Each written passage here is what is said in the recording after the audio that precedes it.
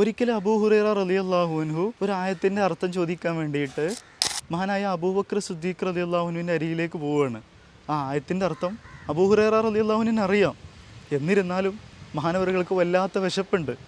അങ്ങനെ സിദ്ദീഖ് റളിയല്ലാഹുവിനോട് ചോദിച്ച് വിശദീകരണം നൽകി മഹാനവറുകളുടെ വീടിൻ്റെ അരികിലേക്ക് എത്തുമ്പോൾ ഒരു പക്ഷേ അബൂബക്കർ റളിയല്ലാഹുവിന് പറഞ്ഞാലോ അബൂ ഹുറൈറ ഇവിടുന്ന് ഭക്ഷണം കഴിച്ചിട്ട് പോകാമെന്ന് ഈ ചിന്താഗതിയോടുകൂടെ മഹാനവറുകൾ പോയതാണ്.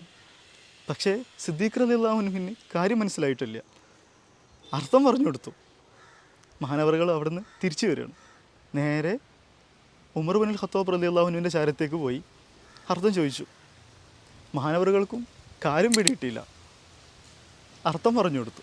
പിന്നീട് അബൂ ഹുറൈറ റളിയല്ലാഹുവിന് ചെന്നത് മുത്തുനബിയുടെ ചാരത്തേക്കാണ്. മുത്തുനബിയോട് ചോദിച്ചു, നബിയെ ഈ ആയത്തിൻ്റെ അർത്ഥം ഒന്ന് പറഞ്ഞു തരുമെന്ന്.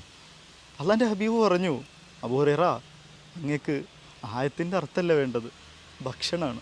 എന്നിട്ട് അള്ളാൻ്റെ ഹബീബ് അബൂ ഹുറൈറ റളിയല്ലാഹുവിനെയും കൂട്ടിയിട്ട് പോവുകയാണ്. എന്ത് മധുര മനോഹരമായ ചരിത്രം അല്ലേ.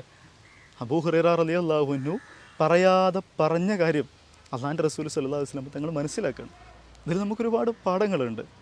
ചില ആളുകൾ നമ്മുടെ മുമ്പിൽ വന്നുകൊണ്ട് പറയാതെ പറയുന്ന കാര്യങ്ങളുണ്ടാകും. അത് നമ്മൾ അവരുടെ ഉള്ളു തുറന്നുകൊണ്ട് ചോദിച്ച് മനസ്സിലാക്കിയിട്ട് അത് സാധിപ്പിച്ചു കൊടുക്കണം.